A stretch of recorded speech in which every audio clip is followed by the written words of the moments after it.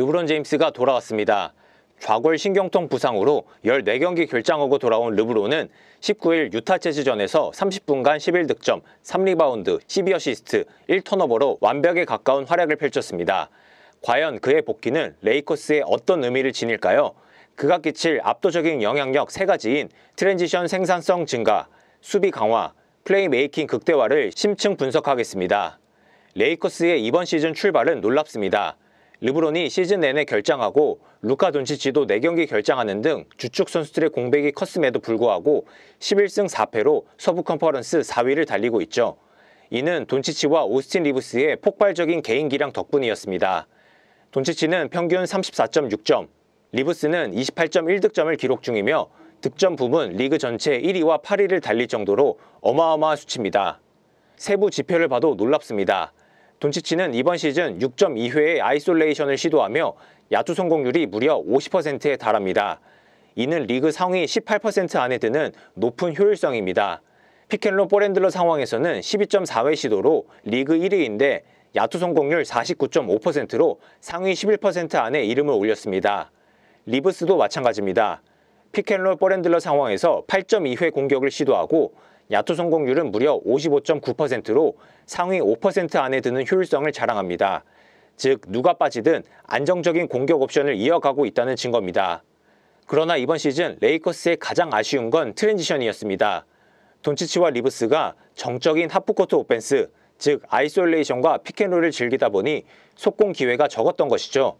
그 결과 트랜지션 시도가 16.8회로 리그 29위에 그칠 정도였고 야투 성공률은 53.3%였습니다.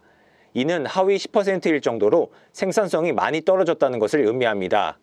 시도는 적었는데 야투 효율도 떨어졌고 턴오버가 많이 나오면서 마무리를 짓는 능력이 부족했습니다. 르브론이 돌아오면서 이 부분은 확실하게 나아질 전망입니다.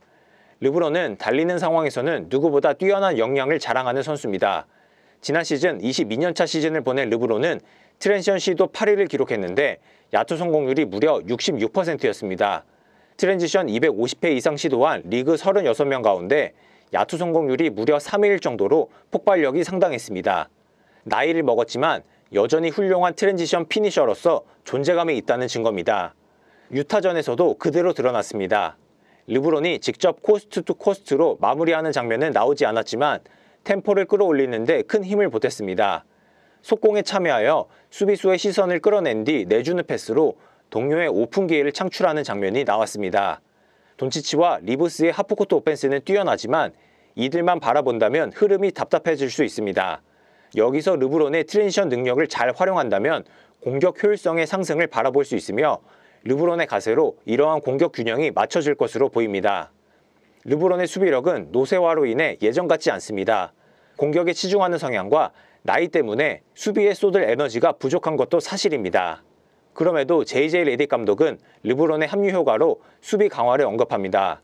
이는 르브론에게 수비 컨트롤 타워를 요구하겠다는 뜻입니다. 레딕 감독은 르브론이 수비에서 에너지를 최소한으로 쓰게끔 수비 전략을 짰습니다. 최대한 움직이지 않고 뒷선에 머무르게끔 만들었죠. 그러면서 수비 시 소통에 더 에너지를 쏟으라고 주문합니다. 레딕 감독은 우리는 르브론에게 경기당 40분 동안 상대 에이스를 쫓아다니라고 요구하지 않을 것이다.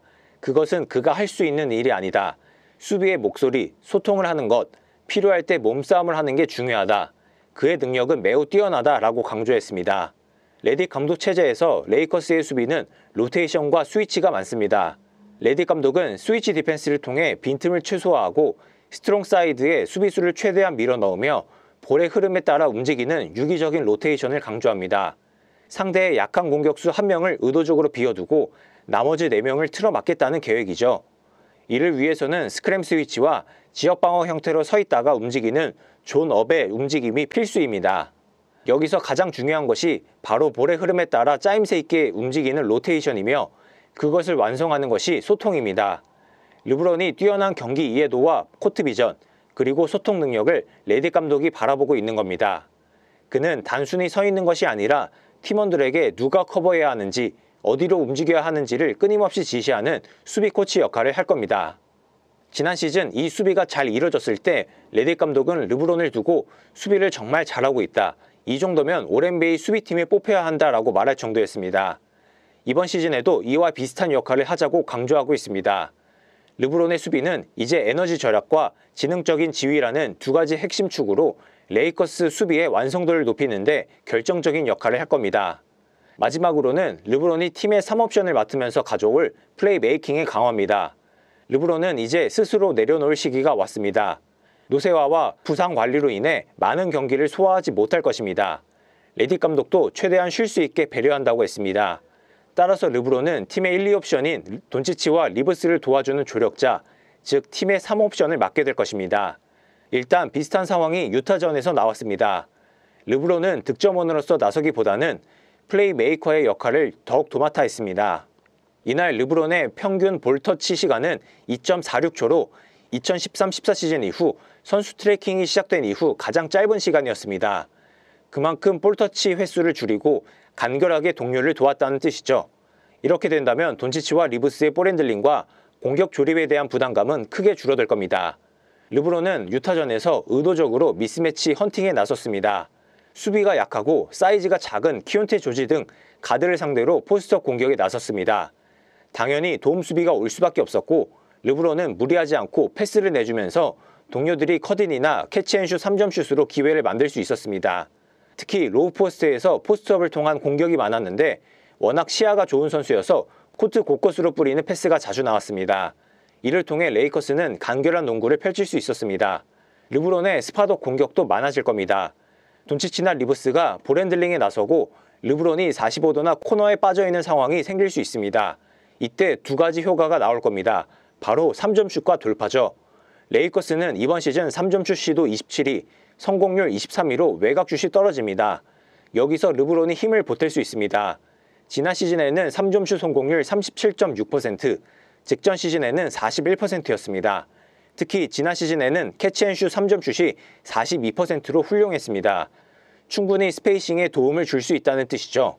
또한 외곽에 빠져 있다가 공을 잡고 안쪽으로 들어가는 캐치앤고 돌파도 할 수 있습니다. 이제 르브론은 외곽 먼 지역부터 드리블을 치다가 밀고 들어가는 돌파의 퀄리티가 그리 높지 않습니다. 캐치앤고는 다릅니다. 패스를 받은 뒤 빠르게 안쪽으로 들어간다면 득점 혹은 패스 게임을 통해 공격 퀄리티를 높일 수 있습니다. 르브론이 합류하자마자 레이커스 분위기는 달라졌습니다. 자신의 역량과 리더십으로 영향력을 끼치고 있습니다. 유타전에서는 선발 라인업 소개 당시 자신보다 돈치치가 가장 마지막에 소개하도록 요청하면서 돈치치를 밀어주기도 했습니다. 제이크 라라비아는 르브론이 코트에 있을 때에는 관중과 팀 모두가 다른 에너지가 생긴다라고 말했습니다. 그만큼 그가 있고 없고의 차이가 크다는 뜻인데요.